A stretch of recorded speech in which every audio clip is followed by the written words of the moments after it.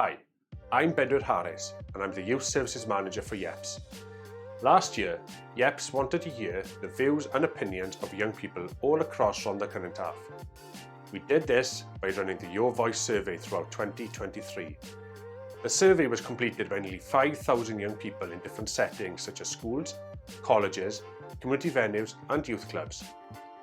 The survey asked for your thoughts on key topics such as well-being, education, activities, community life and the Welsh language. These are just a few. We are excited to now share the results of this survey with you all and the information we have gathered from your answers.